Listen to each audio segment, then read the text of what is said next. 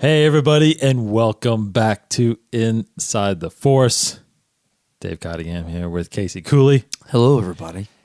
And on the day of this release, which is Thursday, December 5th, 2 weeks away. Yeah, exactly right. 2 weeks away. I can feel it. I can feel the 2 weeks. I feel like it's quickly approaching all of a sudden. I mean, the whole what we've been talking about, all the marketing, all the content coming out, it's working. Like it's definitely keeping me busy. Yes. So yes, you're right. It's fast. So 2 weeks we'll be watching the Rise of Skywalker. So just a little quick preview of what's to come from us in the next couple of weeks. We will be doing our normal episode today as far as our journey. We're going to talk a lot about Rey later on in the episode. But next week, we usually do our last two episodes before a movie. We usually kind of talk about our first one's kind of like predictions or speculation, just kind of breaking it down a little bit. And we'll obviously talk about news and stuff like that. And we've got Mandalorian still to talk about. But on the 18th, the day before, we will record, and Cody's already going to join us also. We will record our full kind of speculation prediction episode that y'all can listen to on the day of the movie. That's our big one, where we kind of lay out exactly how we feel like the movie's going to go, what we think is going to happen. Yeah. I mean, whatever. I'm totally in the dark right now about that. So anyway. But we'll be doing that over the next couple of weeks, as well as we've already kind of planned it right now. We are doing a few of you out there, thankfully, have asked for this, and we are going to be recording a commentary for The Last Jedi. Yes, that we will release probably the weekend, actually a week before the movie comes out, Rise of Skywalker. So now that we've absorbed, and we've purposely held off. Yeah, because I wanted to absorb some of this marketing material that could lead to some discussions while we watch this thing, leading into episode 9, which I think is going to be pretty neat. Mm-hmm. Yeah, there's been several other stories, Resistance right here, that now kind of change your perspective in a way, even though this happens after Last Jedi, but it's all part of the same story, basically. So it's gonna be interesting to look at it with new perspective. Well, so when was the last time you actually seen it, watched fully? Oh my gosh, well, fully, yeah, it's been a long time since I've watched it completely. Normally I'll just have it on the background or watch it and skip through some scenes, but I don't know. It's definitely been since spring, I would say. Yeah, I watched it fully. I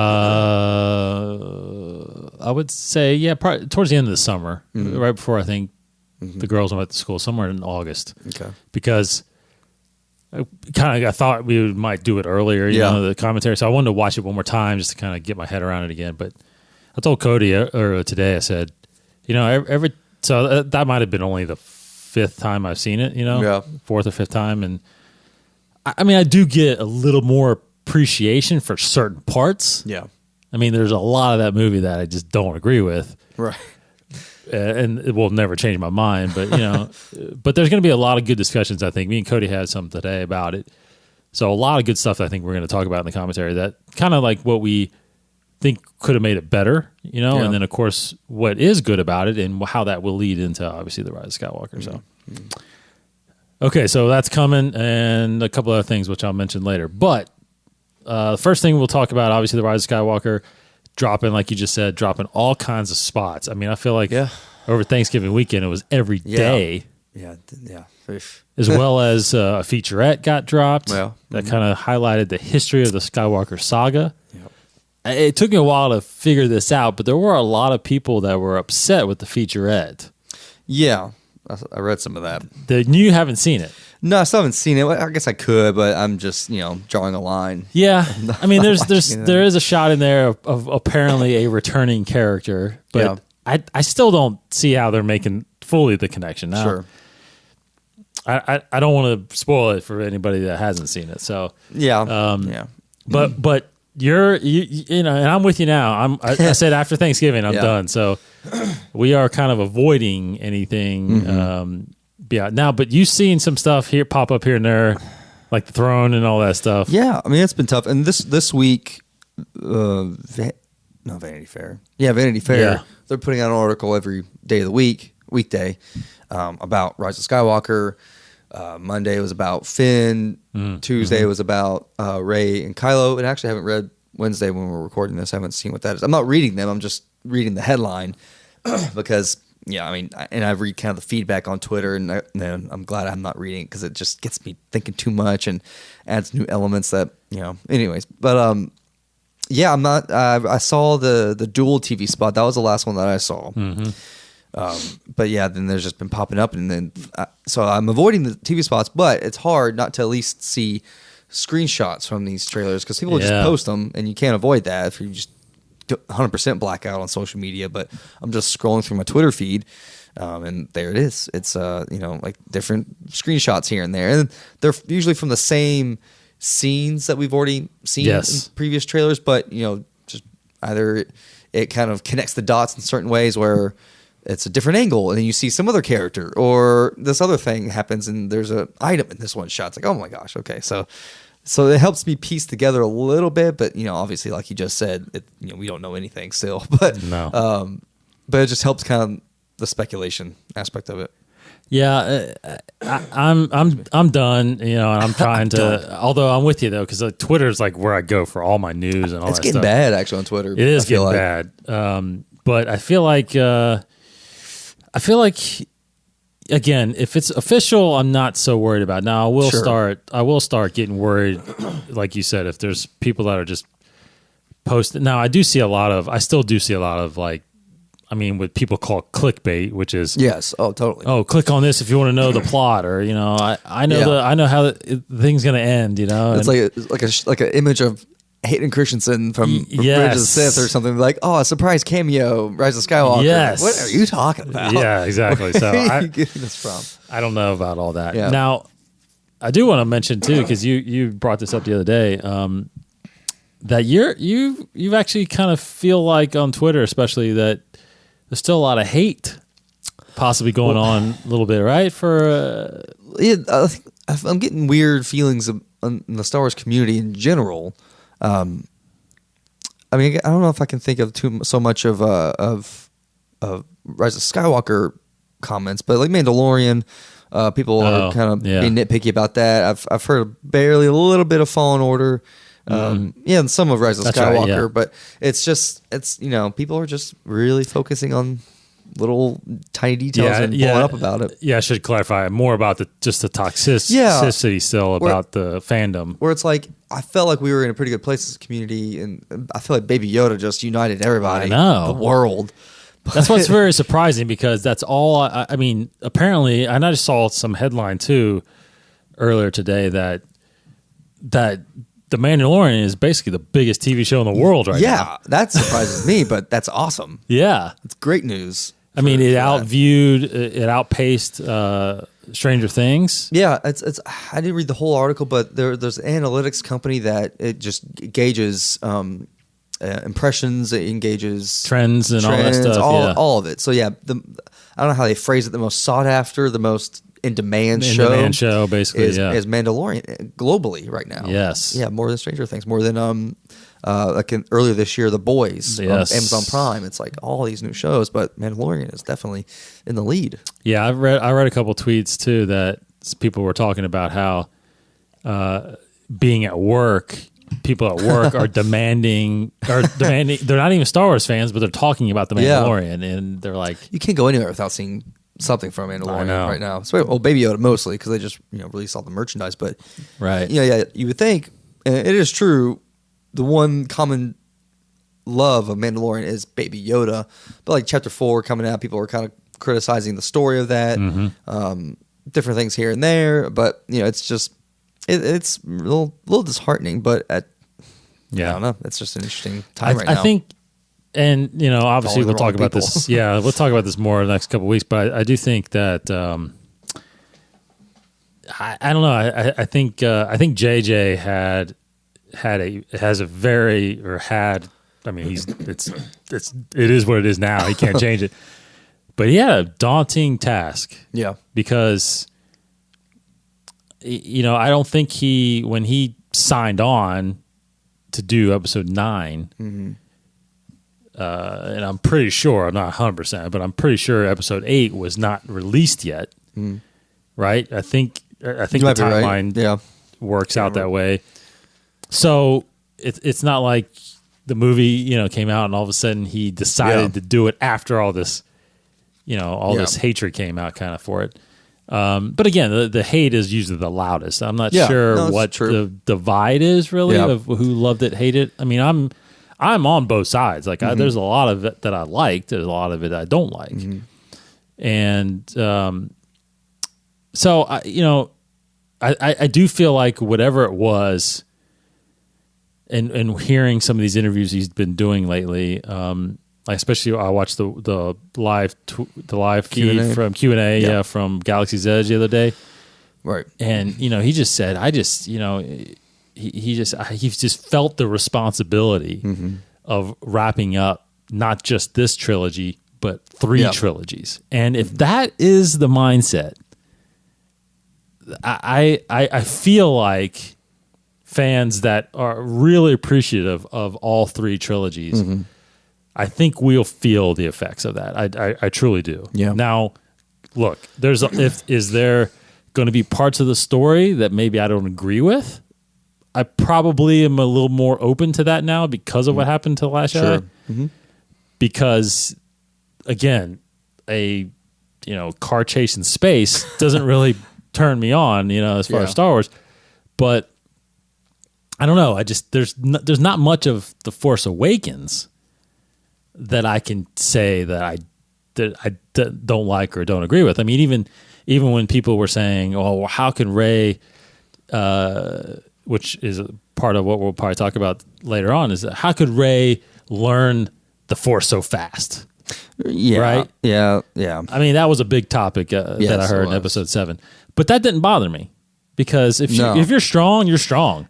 I mean, you think there's things like that you people how people you feel like should remember or should realize. Like if you watch the prequels, you should just know. Yes. There's a strong Jedi and there's weak Jedi. Yes. I mean, some get it faster than others. Yeah. And honestly, that is kind of coming up again a little bit with Baby Yoda about, him being a baby or 50 years old and still a child, and how strong he is, how aware he is. So, yeah, it's that I've been seeing those comments come up again about, but obviously that's just a mystery. We don't know. Just like Rey. It's like we don't quite know, but it's like I'm in a place with Rey right now where it's like there's not a lot of mystery. There's not a lot of more I need to know about her. Yeah. Like I don't need to know how she's so powerful. She's just powerful. Yeah. The midichlorian count is really high. Yeah. That's all you need to know, people, whether you like it or not. She's got more than 30,000. Yeah. I mean. Excuse me. Yeah. No, I mean, totally. And like the whole thing Last Jedi where new powers arise that we didn't see before and people are freaking out. It's like they really need to know. Like I totally get like a part of storytelling you have to obviously justify certain twists or reversals or whatever things that happen at the end, but it's like it's the Force. You can do whatever the heck you want. That is pretty much. It's different for everybody in some aspects. Some people will have visions. Some people touch things and see.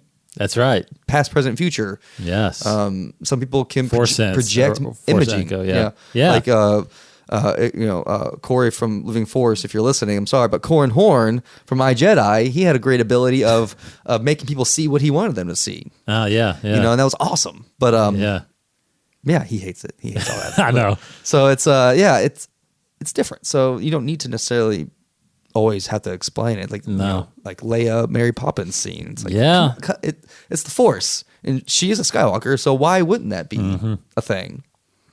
And Sorry. I think I kind of go back to episode 1. You say Qui-Gon explaining the midichlorians to Anakin. It's like they're continually speaking to us, telling us the will of the Force. It's like, what's to stop the will of the Force from you doing whatever you need to do to manipulate it, right? So it's and there's that's new powers and stuff like that don't get me because there's nothing to say that has not always existed. We just haven't seen it yet. Sure. Right? Sure. So, anyway. No, it's a different thing of like what Luke did in Last Jedi, killing him. Yeah.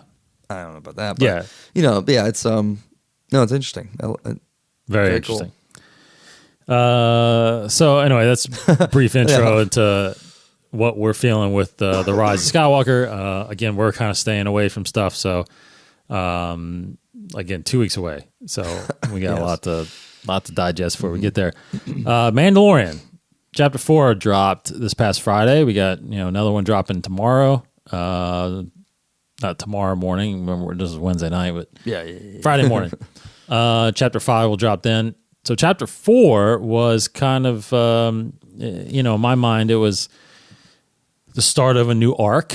I feel like the first 3 episodes kind of wrapped up, the Werner Herzog arc of going after the asset, bringing the asset back, and then ultimately freeing Baby Yoda and moving on. So we get introduced to a brand new planet in this, Sorgan.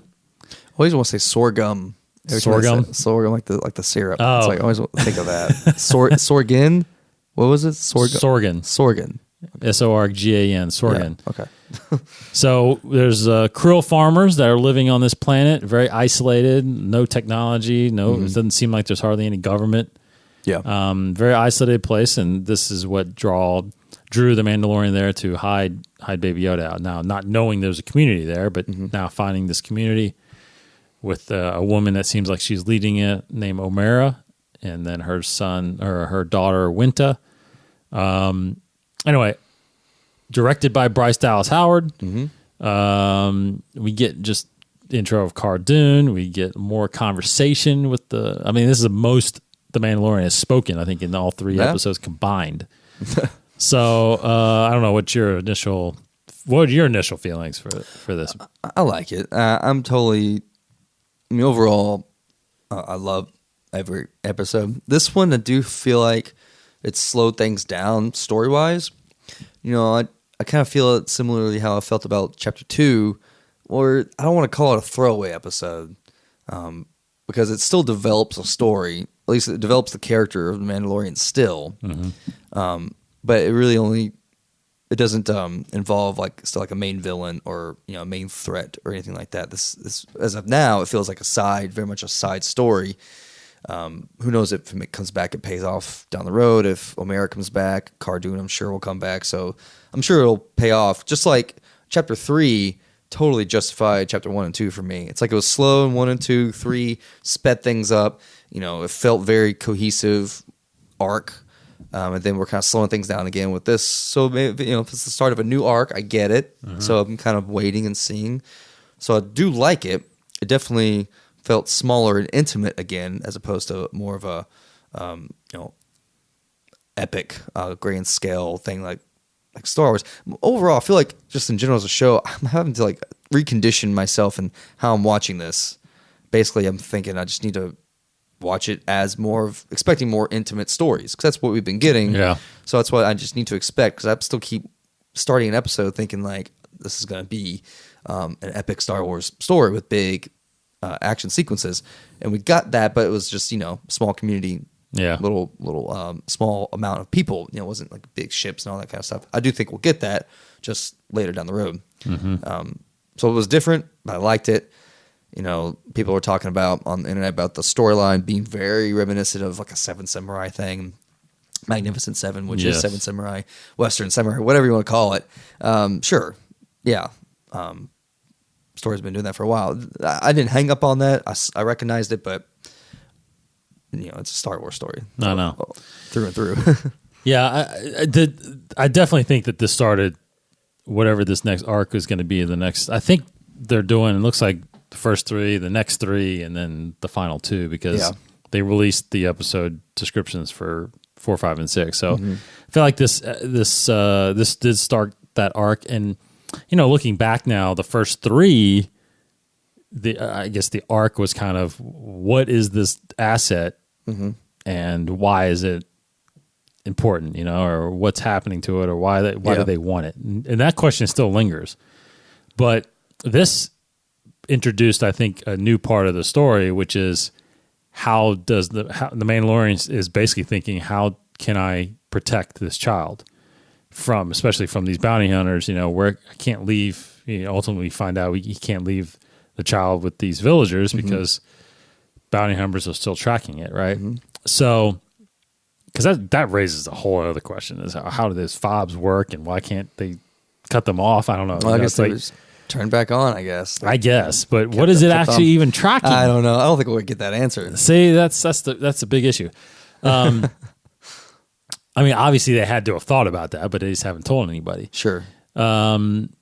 So I think in that sense, I agree with you. I read the same thing where people were kind of saying this is too simple of a story and it's been done before, and but beside the whole village thing and the raiders, which were Clatonians. I don't know if you recall what those are. They're Jabba's palace had a bunch of them.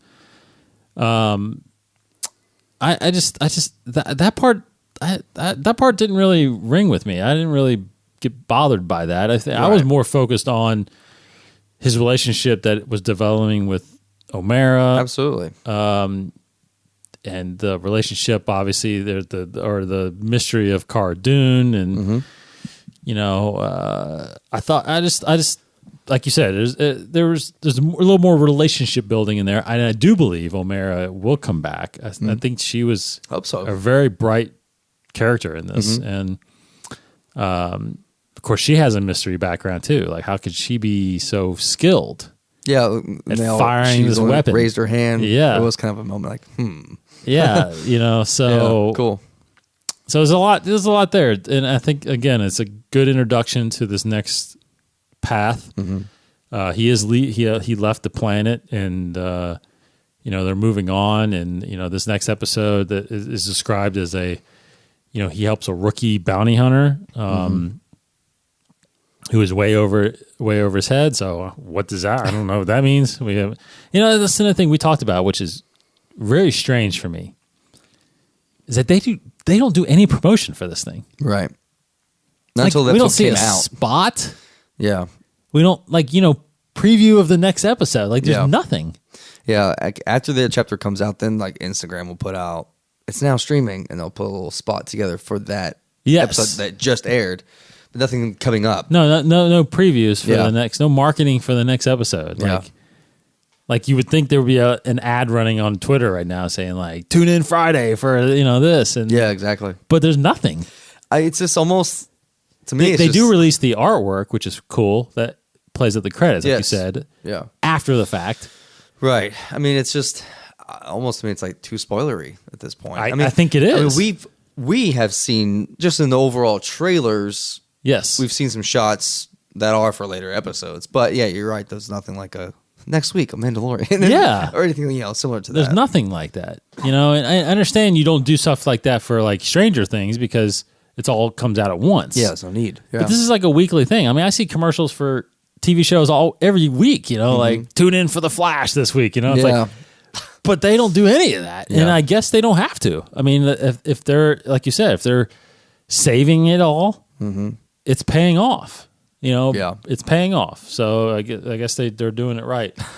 But chapter 4. So we're halfway. I mean, we're halfway through. There's only 4 more episodes left. Yeah. I know. I definitely liked it. I just want to, reiterate. And as I was watching, I really did get sucked into, like you said, the O'Mara relationship, and I was really, I wanted Mandalorian to stay there, or at least leave the child there. Yeah, I was like, great, this is a good spot. He has plenty of frogs to eat. So but that last 2 seconds at the end, with the bounty hunter doing almost shooting Baby Yoda. That was good. Yeah. That was a good way to end it, and so I'm excited. We did talk about this on the Mandalore podcast. I'm curious to know what you think, but do you have any sense, or do you have any concern that Baby Yoda is actually becoming more popular than the Mandalorian? I mean, I think he is. I think he's the most popular thing from the Mandalorian. Yeah, but is it going to eventually hurt this show? Because can you imagine if Baby Yoda wasn't Baby Yoda? Yeah. Would it be the same show? No, well, no. I think it would be for me the same show. It wouldn't. It would definitely lose the cuteness factor and the mystery because it's Yoda, it's species. But if it was just a Force sensitive child, more like a 2, 3, 4-year-old human. Like, what if it was like an Aqualish or something? That would be cool. It would be less mysterious. Yeah. True, because we know that race or whatever. Yeah, or it's like, okay, so it's this alien and it's a Force sensitive child. Now, if it was truly if it was a baby, the fact that Baby Yoda can use the Force so well, I'm okay with that. But if it was maybe a true baby doing that, then that'd be weird. Or if it was if it was like a human or any other alien race, I would expect it to be like a 3 or 4-year-old that could use the Force really well, at least. But no, it would still be the same for me. I definitely think Baby Yoda has become the most popular thing from the show. Even if you haven't seen the show, Baby Yoda. That's true. You may not even seen an image of the Mandalorian, but because to me, I'm still, I love the Mando character, so I'm still glued to it for that reason. Yeah. Okay, so Chapter 5 drops Friday. We'll talk about that next week, and baby, like you said, baby merchandise. Baby Yoda merchandise Funko Pops is hitting out there for pre-order. Now, none of it drops really till next year. Oh, really? Yeah, it's all pre-ordered. Okay. So I think some of the plushes aren't available till March. I think the Funko is not available till like April or something like that. So anyway, you get a box with this picture on it. You can go buy stuff right Guarantee. Yeah, it's all in the box. It just ensures that you bought yourself a guarantee. Yeah. Good stuff. I love that stuff. All right, so some other quick announcements that kind of dropped this past week as well. Disney Plus is. I feel like Disney Plus is kind of is on fire. I mean, they're gathering all kinds of subscribers, and it's not just obviously Star Wars and Marvel that's on. I mean, their Disney catalog, but I mean, a lot of their original stuff is doing really well. Yeah. Their Imagineering show is fantastic. They just dropped one day yesterday. But anyway, there's all kinds of stuff still coming. I just saw an ad for a full movie. I can't remember what it's called, but the December movies are coming out too. Yeah. There's new like Last Jedi is coming out this month. A couple other. But films. there's original ones that are just Disney exclusive. There's the one that has the wolf. God, I can't remember what. Yeah, I think what you're talking about. Willem Dafoe is in it. Cool. But it's like based on a true story kind of thing. Well, that's coming out. Well, you also got some other TV shows coming out. One that was a great surprise to see. I had no idea this was in the works, to be honest. Jedi Temple Challenge is coming to Disney Plus next year. And it is when I read it, is basically a kids show, but it's kids participating in basically a competition style, what do you call it, like, trial almost, right? Skills show is how they skill show. That's right. Like I equate it, 'cause they don't have a whole lot more details than that, really. But I imagine it being, a lot of our listeners maybe know this. Legends of the Hidden Temple kind of show back in the 90s, late 80s and early mid 90s, where like you have these kids. There's like a red team, blue team, I think is what it was. It's been a long time, but you have this big elaborate set with obstacles and different levels that you have to show a lot of physicality to go through these obstacles, puzzles you have to solve, all to obtain this item, this totem. And like hit a button or something like that. Again, it's been a while, but I feel like it's like that. I don't think it's Well, here's the description from StarWars.com. It's a game show set in a galaxy far, far away that will test young contestants' abilities in the core Jedi principles of strength, knowledge, and bravery as they face thrilling and fun obstacles in an attempt to achieve the rank of Jedi Knight. So, and then later on it mentions how the various challenges will test a Padawan's connection to the Force in 3 locations: a forest planet, on board a Jedi Star Cruiser and inside a Jedi temple, immersing them and the audience in a fun, humorous, and exciting competition. To be honest, that's all great and all. The great thing about this thing, to be 100% honest, in my opinion, is it is hosted by Ahmed Best. Absolutely. And there's nothing but people raving about that on Twitter, and it's fantastic. And now what's interesting is that I saw him retweet somebody and reply to somebody, and he mentions in there in the tweet that this is going to be the third character that he is portraying in Star. So he's not just hosting it; he's actually Best. He is, I guess, going to be a Jedi, maybe a Jedi Knight that is training, sending these Padawans out. Is how I kind of interpreted Absolutely. it. And I feel like I read a tweet. Maybe he did another one. But I think he is like a master or something like that. Yeah, exactly. Okay. But he's not going to be Master Best. No. He's a character, yeah. That is so cool. So, I mean, is he a canon character then, I guess? I would think he would be. That's because he's kind of sounding like that. Now, for those of you that, maybe it's possible. Does everybody not know who his second character was? I don't know. I don't know. But, I don't. Oh, wait. He was live action character in Attack of the Clones. That's correct. Right? Yeah. Yes. He's in the cantina. Yeah. Right. His name doesn't escape me right now, but yeah. So Jar Jar, this character in Attack of the Clones, where he had his mask, we saw his face, and then now this is the third character or whatever. So cool. Anyway, thrilled for him. I thought it was awesome. At first, when I saw the graphic, I was like, man, I'm doing this. Yeah. Well, I don't know what it is. But now it's like, I'm in it. Now it's a kid thing. Yeah. I can't do it. So that's okay. But I will be watching. I think I think my girls will watch this thing. It's going to be really cool to see. Excited. The logo looks fantastic. So Disney Plus coming next year. The logo also reminds me a lot of Legends of Hidden Temple because they had that kind of stone look to it and like a temple kind of look to it, which is really cool. Right. Other bit of news today, started yesterday, but more so today, they had the opening ceremonies for Rise of the Resistance ride at Galaxy's Edge. Now, it's opening tomorrow, which is December 5th, in Hollywood Studios, not till January 17th over in Disneyland.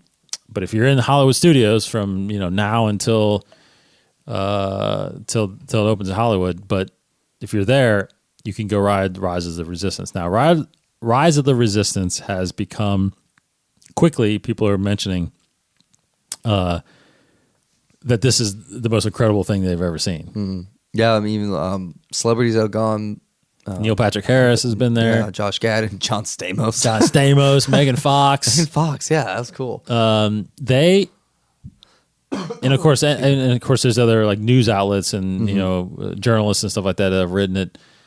I mean, they were just raving about it. Yeah. It's like it's fully immersive. I don't know if you've seen any of the clips. I've seen. Yeah, I was hesitant, but I have seen it. Yeah.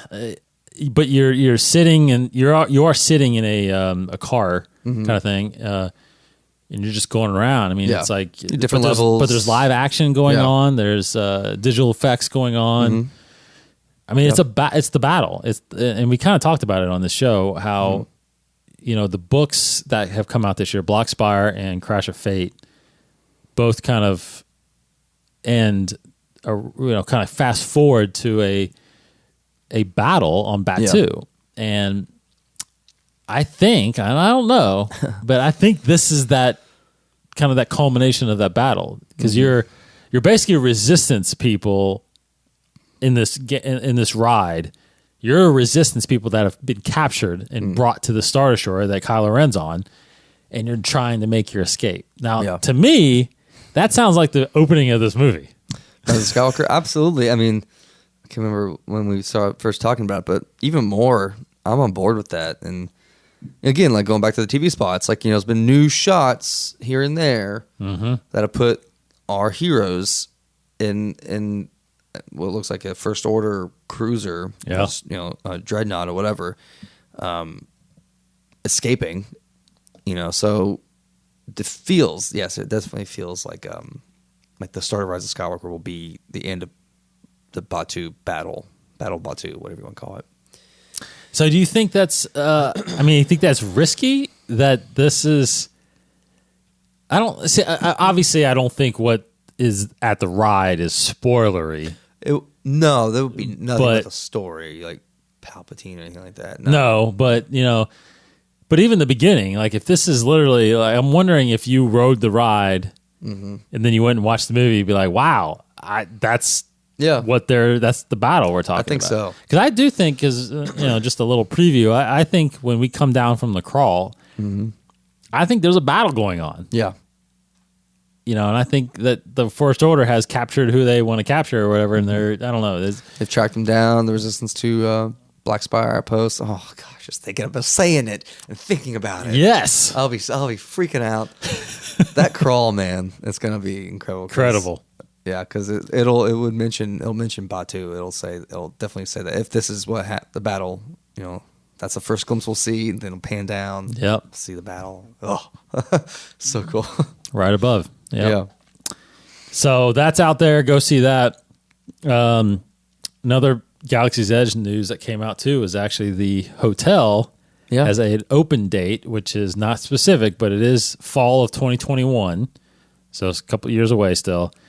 But this is, for everybody who doesn't know, this is the hotel that is specific to a Star Wars experience. So this is not a Disney resort hotel where you can go spend 5 nights and go to park. This is literally tied to a Star Wars experience. It's a 2-night stay. That's all you can do. You basically get immersed in a character and clothing. That's awesome. They showed a rendering of what the pull up of this hotel is. So you basically pull up to this hotel and you go in and you check in and immediately get transported from there to the starship in space called the Halcyon. And that is where you stay and you're doing stuff on there. And then you do eventually travel to Batu, where you do enter the park, but that's all. You don't go anywhere else. Like you just stay there. Are you freaking out about that? Like, because I read, like you said, you walk in, as soon as you walk into the resort, you never see the outside human world. Never. It's all in universe. That's right. So I think you walk in, I think they described it as like hyperspace, maybe. I don't know, you're transported or whatever. You take a pod, Yeah. And then like the vehicle, whatever that you're on to take you to Batu, the windows, right? I think it's supposed to, you're not supposed to see outside the windows. It's supposed to look like you're going through space. Yeah. No. I mean, like, what the heck? And then, so you were there, like when you're in Batu, you don't see really you much. You have no inkling that you're near anything else Disney. Yeah. So they're really selling the fact that you're in another place, which that's what I'm saying. Me. Like the fact that I went to Batu already and walking around there, you do feel like you're on a different location. You're not. Yeah. It's not a Disney park. You're at a different city, and it's and it helps again that the cast members are fully engaged. They're not Disney cast members. They're citizens of Batu, so you already feel like you're kind of immersed. But the fact that you get a storyline, you get a character, you get goals and things that you need to fulfill. You're it's like live action role playing. It's very much like, is. It's very much is, and that's crazy. And to think that, for example, let's just say me and you went. To think that everybody there is wanting to experience this and get into it. Yeah. Just how fun that would be. You know what I mean? It's nothing like you'd ever think about doing. I guess you could compare it to maybe these. And I've seen movies about it, but I haven't actually seen one in real life. But these Renaissance reenactments or these Renaissance fairs. I've been to Renaissance Fair. Oh, okay. Yeah, and because they're like characters, right? That they're walking around. Every inch of it is geared to make you believe you're back in time into the Renaissance area. But you're obviously it's. Like you're dressed normally, unless you dress up for it, but you are yourself and you are spectators of what's happening around you.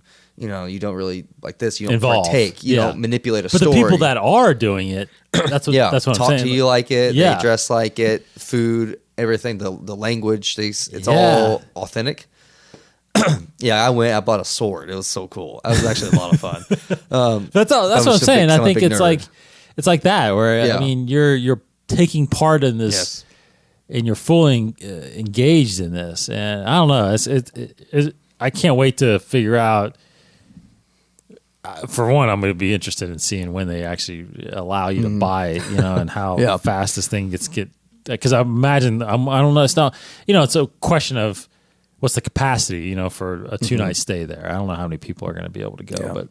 Like, is it going to have a gift shop? Is it going to have a restaurant? If it's going to be like a Star Wars food kind of gift shop. I think it's going to be. I think it'd be a lot of Batuu because Batuu, they fake the gift shops by making it actual merchandise that you would have there. That's why like the Stormtrooper dolls are dolls. Because they're making they're Stormtrooper dolls. Similar to one that Jen had. Yeah. And, no, it's almost like to me it makes me think like when I was a kid, like a Star Wars birthday party that I had, but to the 1000th level. So it's like you're making everybody pretend you're in Star Wars. Go. Yeah. But it's like, but no, the whole park is going to be like talking, acting, living Star Wars. Which has been a dream. I'm just curious how big the hotel is, because if you're literally just staying there all day. Mm-hmm. I mean, I think I actually saw. Did I see a diagram? Images. Actual like a rendering? Not just like a floor plan of I haven't seen that. I think I saw a floor plan of what the rooms, because it looks like the way it's laid out. Because it's supposed to be like a starship. It looks like a cruise line. Oh, like an exterior diagram. Like I saw an interior. Okay, like a blueprint of like. These are all the rooms, and then there's like this area and this area and this area. There's like different things you can do. And apparently you could walk on. There have been renderings where it looks like you can walk on the what they call the deck, the bridge, the bridge where you can see like the outside the windows, which is weird because in the rendering there was like a battle going on. It's like why would you be hanging out? Yeah, like that's pretty cool. Sweet. Anyway, it's.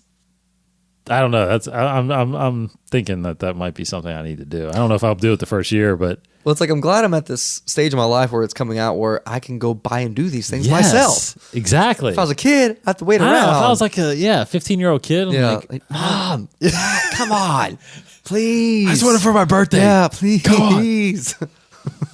Because I wonder how my kids are going to be like. I want to go do. Daddy's got to go try it first. Well, if you go, or if you go, take your family, go and stay at this resort.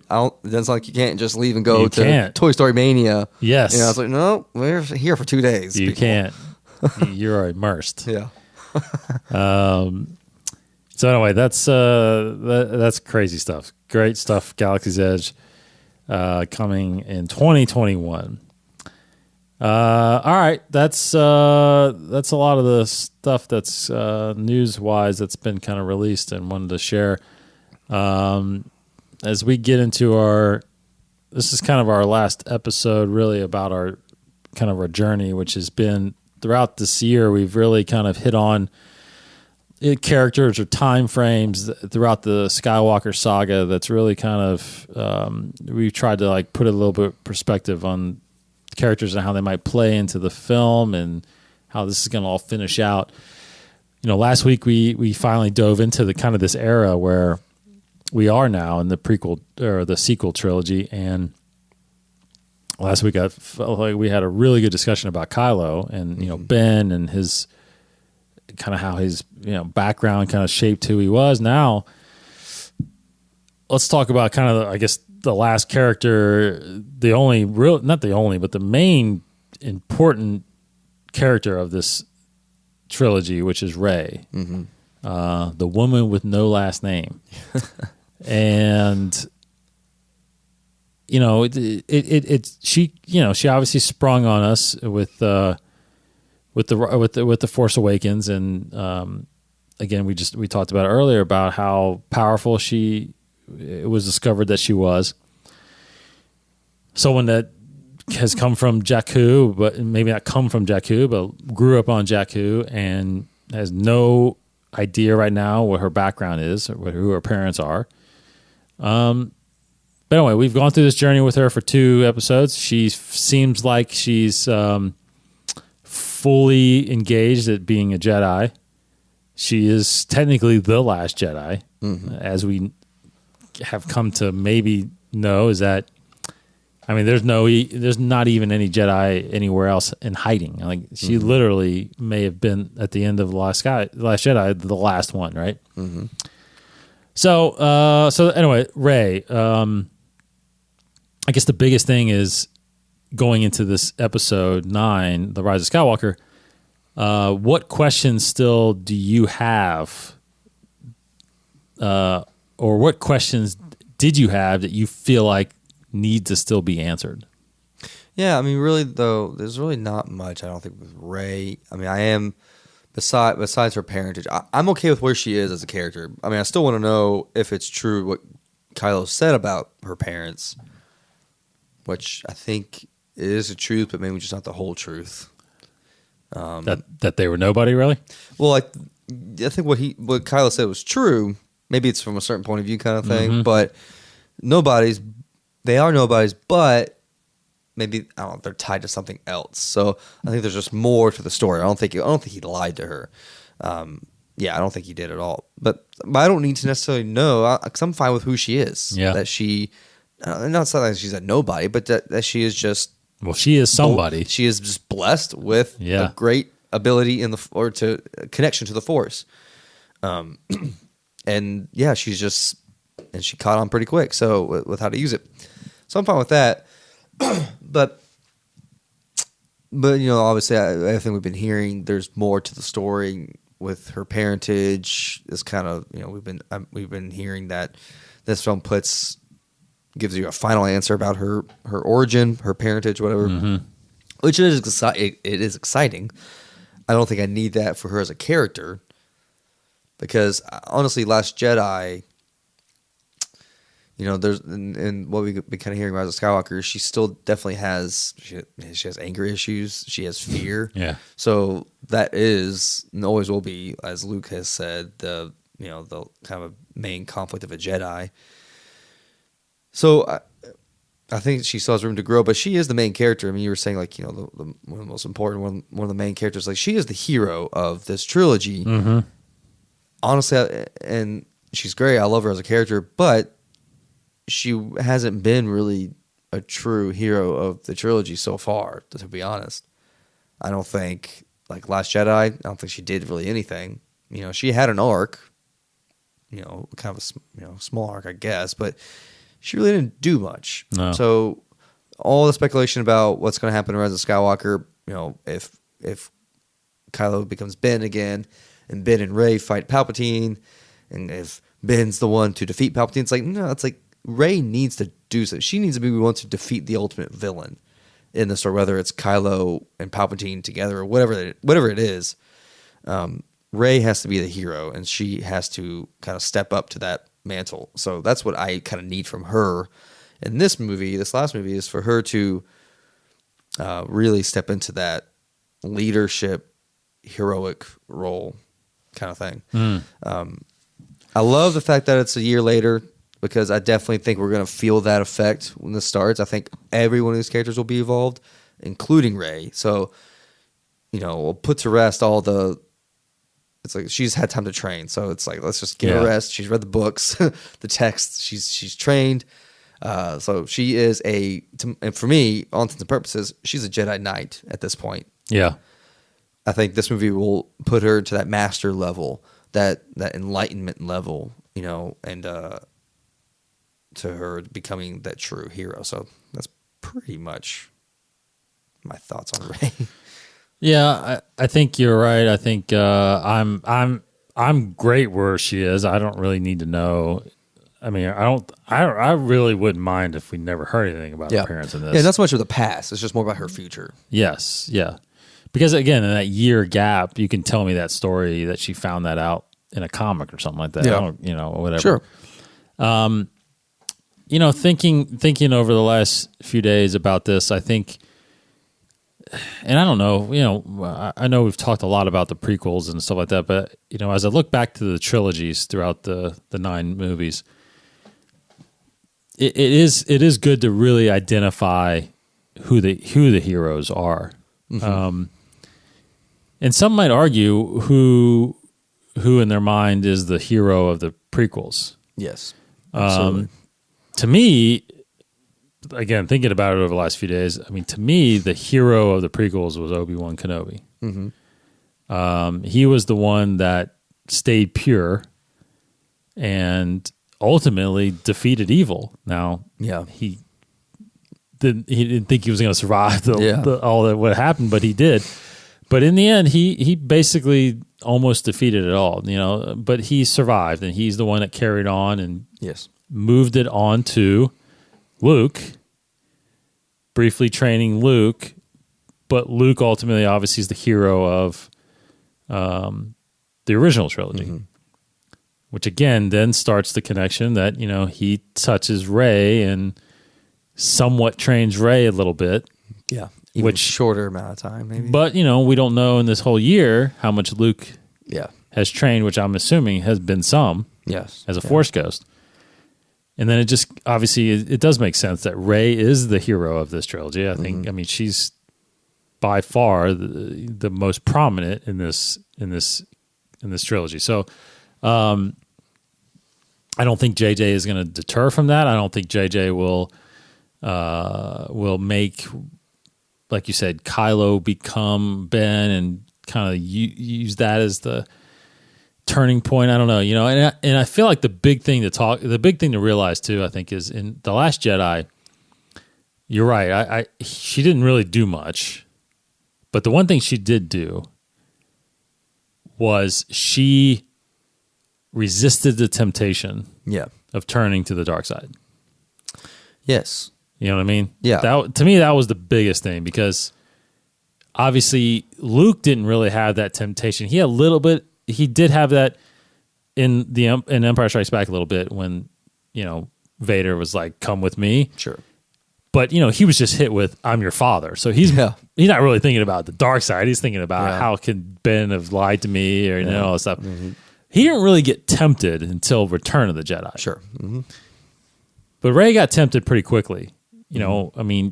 Force Awakens at the end. Yes. The novelization even expands on that, where when she could kill Kylo at the end there, when she defeated him, like, she definitely feels like her fighting style in general, like her emotions and how she fights. Yeah. Very much feels like she's channeling some kind of anger there. Yeah. Or rage. Mm-hmm. So, but you're right. Absolutely. That is her best quality. And that's why I don't think she's going to go dark. No way. No way. No. Unless, in no way they would show that anyway. Yeah, unless it was like she's doing it with a purpose, with like, Dark Empire kind of thing. But I'm doing this so that I can defeat the villain, Yeah. That's, whatever. So, yeah, I'm very secure in her stance in light versus dark, because she, like you just said, she has been approached by that temptation. I always think it's funny, though, in Last Jedi, when she senses the cave in that, and Luke is like, "You went straight to the dark." Yeah. You didn't even, like, hesitate. But, like, she sees it and she confronts it, I feel like, very well in that movie. And she turns away from it pretty quickly as far as coming back and... Mm-hmm. Yeah, and then, her perfect opportunity, again, was in The Last Jedi when they worked together to wipe out the Praetorian Guards. Yeah, Kylo says all the right things to her, too. Exactly. Like, I was like, yep, I'm with you. Yeah. Like, let it go, Yeah, and like, when he says, how's he even phrase it? Like, you're nothing, but not to me, kind of thing. Like, all right, I'm sold. I'll do whatever you want, man. You said the right words. Yeah, totally. So what, Rey, I think the big disservice a little bit, one of the issues I did have with The Last Jedi also is that there wasn't a passage of time. Yeah. Even if it was a week or a month. Sure. I think the continuation really kind of threw it off a little bit, and it didn't give Rey, I feel like, a little more time to develop, because to me that's the beauty of the other trilogies, is that there's big time gaps, and you pick up characters after those instances of each episode. You pick them up in the next episode, they've had a chance to mature. They've had a chance to grow. And it was just a little weird to completely pick up where, because to me, it made 7 and 8 one big movie. Yeah. Like, it wasn't really an episodic movie, Yeah, and the whole thing about 8, too, is that, like, 7, you still had your, like, what Star Wars stories typically have, your team of people, Rey, Finn, Han, Chewie, BB-8. And that's what you need. Like, for Rey, I think, as a hero to develop, you need those other characters around you to develop. And, in Last Jedi, she really only had Luke. Yeah, pretty much. Kylo, and then, a little bit. But yeah, well, then Chewie and the Falcon at the end. That's it. But, like, they didn't really do anything. There was no adventure for all of them to be together and go on. And then at the very end, she finally meets Poe. It's like, well, that, it's just sad that it happened then. I know. Like, these characters should have been together in the beginning because then they all could have grown together. That's right. And been a team together. And finally, we're getting that in Rise of Skywalker. So, yeah, I'm just very excited to see how they're going to... Like, when the movie starts, they're going to be just a well-working team, I think, because they've had an entire year to work together. Mm-hmm. So, they're going to be, I think, really good, strong characters at the start of the movie. And then they'll just obviously have their arcs to become the ultimate heroes. But Rey especially, like, I really wanted just to see her future. Yeah. Like how she's going to lead the Jedi, hopefully, bring them back. So I want her to be that new hope. Yeah. New hope. So, and obviously that may play differently maybe in a couple weeks when you do your predictions, but yes. But do you think we get more? I mean, where does her character go from here? Do you think we get more Rey eventually, or is this going to be the end of what we see of her? Man, I hope we get more Rey. I can see it being this is her last starring film, and she's.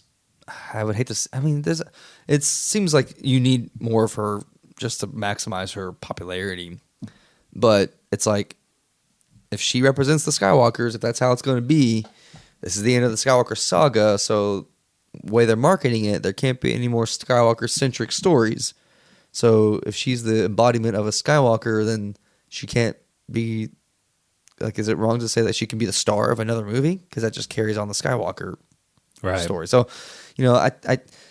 if she's the start of a new Jedi Order, then maybe in a way the next movie is dealing with the seeds of her fruit, where what she's created, then it's like her apprentices going off and doing adventures, or maybe it's years down the road where she's not really playing a feature player anymore, but maybe she'll have cameos. I don't know. Yeah. Now, I definitely think we'll get books and comics and all that stuff after this where she will be a star, but the big movies, saga films, if they're continuing with that, with just different characters, I don't know. I mean, I just hate to think that these are the only 3 movies these characters are going to be in. Yeah, I my feeling is that they are. I think you're right. I think we'll definitely get more stories.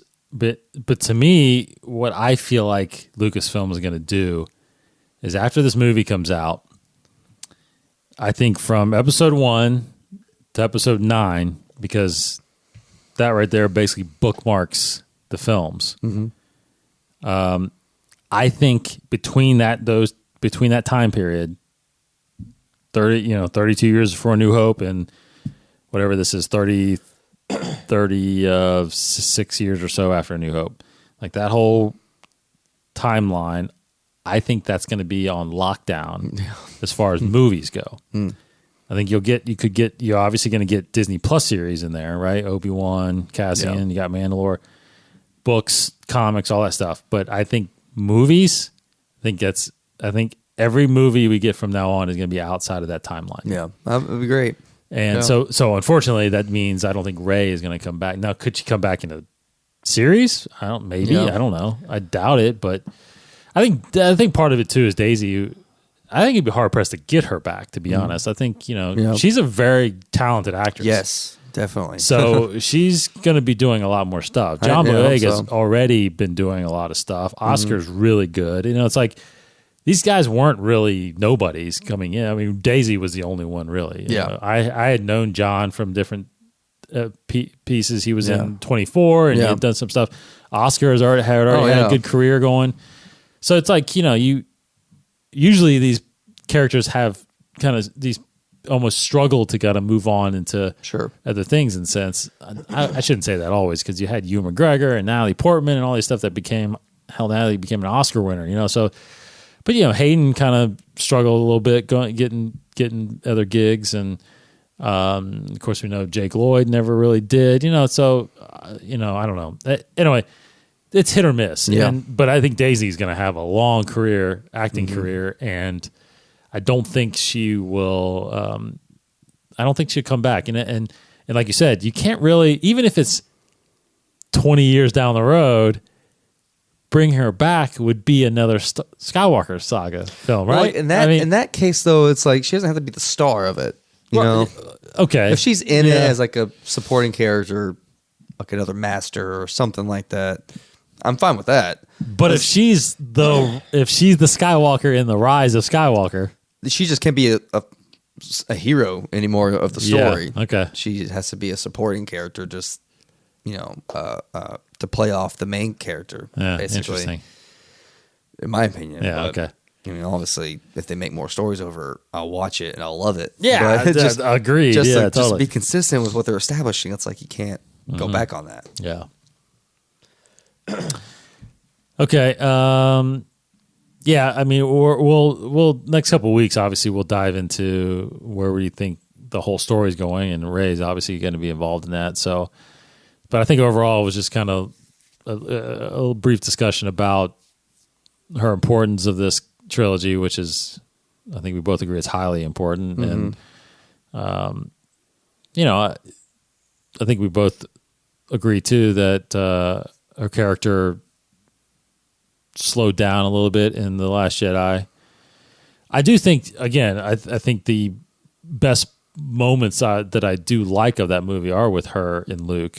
And Kylo. Absolutely. Yeah. I mean, that whole storyline, that even though it didn't really, like I said, extend that much, it was a really good parts of the movie. You almost, just thinking about it as we're talking about it, but it almost feels like Force Awakens was main character was Rey. Last Jedi, the main character was almost Kylo. Yeah, you're right. And the third one, to me, it's going to be like both of them. Yeah. But Rey obviously being the hero of the story and succeeding in the end.